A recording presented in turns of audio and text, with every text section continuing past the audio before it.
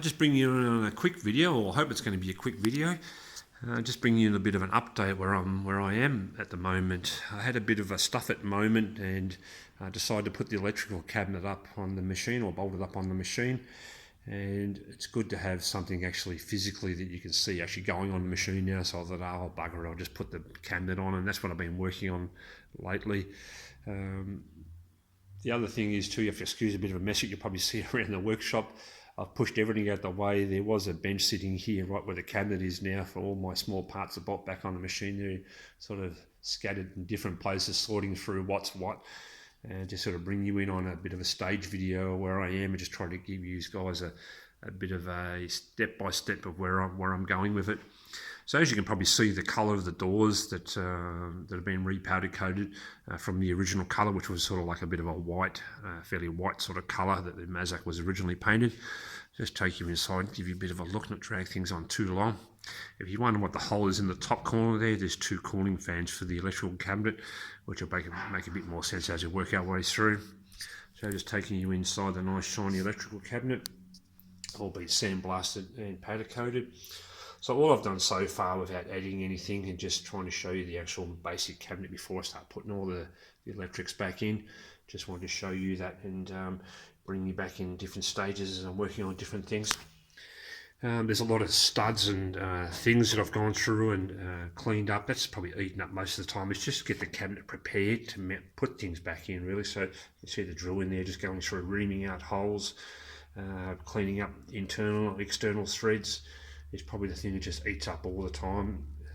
There's these threaded studs sticking out, as I say, to mount things on of different sizes. They're on the doors, they're on the cabinets left and right to mount things on. So I've just got to get all the, not so much powder coat because they were all covered up, but this has been sandblasted just to clean the dust off and any maybe nicked burrs and things like that that we do along the way, so we don't have any problems on the reassemble. It's probably made as much as I could probably show you in the cabinet. It's probably a lot later to show. I just wanted to bring you in it as a stage. I'll just close that up, just show you one other panel that's sitting over to the left here. Mainly just to want to show you that colour more. So I was really waiting to see the doors on. They've been wrapped up, sitting there powder coated for a fair while now. So I'll just take you over a bit of a sneak peek of a bit of a green, bit of Mazak through the centre there. It's still there. There's probably not many green parts left now, so they're making this transition to this colour here. So this panel is goes around the transformer, which will make a bit more sense later. So I've had this one, remade this panel, had it laser cut and folded, and obviously powder coated, so it's been sandblasted and powder coated. And the next job after I probably do this video is probably just working my way through. So I've got a seal here to do around the door seal, just bits and pieces like that, just trying to include you on things that, even though they're sort of small importance, but just show you things that I'm working on. Apologies for the close-up, just trying to squeeze through there. As I say, I've got stuff everywhere at the moment. Got a bit of bad light coming in behind me. Camera's not picking up too well. Just got a window behind me, but just going through and finding small parts like this, brackets and things like that I can bolt on that aren't going to get in my way. And just sort of obviously this is on the working side of the machine now. I'm just taking you down to the back of the machine now that you guys are familiar with. Spindle motor on the right hand side there, and where the socket wrench is where the hydraulic tank goes, which I've probably said about 2 or 3 times now. So it's probably a mix of jobs like that to do. So what I'm working on at the moment is the spindle. I'll take you down and show you the actual housing. You've already seen the spindle in the last video, depends on what order you watch the videos in. So it's just a matter of going through, sorting out bolts, cleaning things from disassemble, and just fishing my way through all the parts. Some things are already been done, like that panel that I just showed you. That was done a fair while ago, and that was just sitting there because I had to get the machine assembled in its original green rust state, and then whatever parts I needed to repair or replace were being done already prior to what you guys are seeing now. So I didn't bother including on that. That's probably been done a fair while ago, all those sorts of things before I even started doing YouTube videos. So there's a bit of stuff sitting there, so a box full of washers here, just sort of like with the reassembled bits and pieces. Just as I say, fishing through. Those washers there are for the spindle to sit on. They're a shim washer to get it at the right angle. They go in a certain spot on top of the spindle mount there. Just trying to think, it's probably a bit boring what I'm showing you, but just try to keep it short and sweet and just try to fill you in on things that are going on for those that are interested. I'll just take you down and show you a couple of other things that I'm working on at the moment, and then that'll probably do. So just bring you down to my grinding room now, just showing you the spindle housing. So I've got it all sealed up at the moment, so what I'm going to do now is give it a good clean, even though it's already had a fairly good clean. It was fairly dirty, even though it still looks dirty, but it was a lot dirtier than that. I've probably improved that a fair bit over what it was sitting off the machine. So going through and giving it a good clean up, clean all these metal surfaces here and repainting the thing in my traditional flat black. And good for a heat source, but not generally a heat source spindle, but it doesn't hurt to paint it in a colour of paint that's going to help dissipate some of the heat, which we talked about in the spindle motor videos.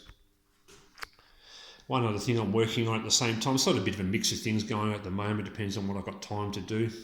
One other part I just did yesterday was take this part down to my local car wash of all things, because this thing was covered in oil and chips and things like that. I cleaned some of it off, but it's hard to get it sort of really spot on. I'm not too sure how far I'll go with this to clean this. If you wonder what this is the compound slide, I suppose you could say, for the X-axis and the Z-axis.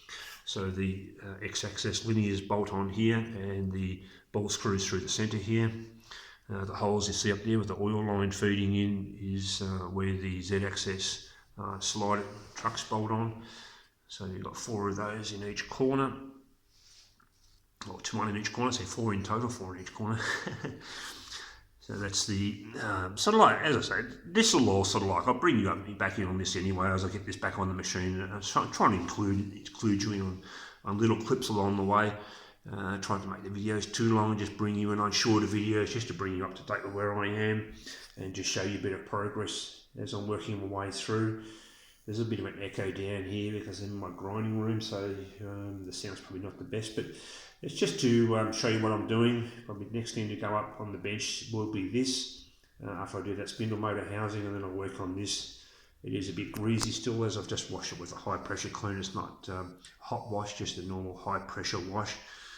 And just got all the gunk off it so I can work on it. I'm not, as I say, I don't know if I'm going to paint this in my favourite black colour or not. I don't really know how far I'll go. This actually, you don't even see this. This is the only way you can see this is if you take the covers off from the back of the machine itself, and this is actually just covered by slide weight covers anyway, so you can't even actually see any of this. So I'm not too sure how far I'll go with this. Just depends on what time is available for how long I can work on this.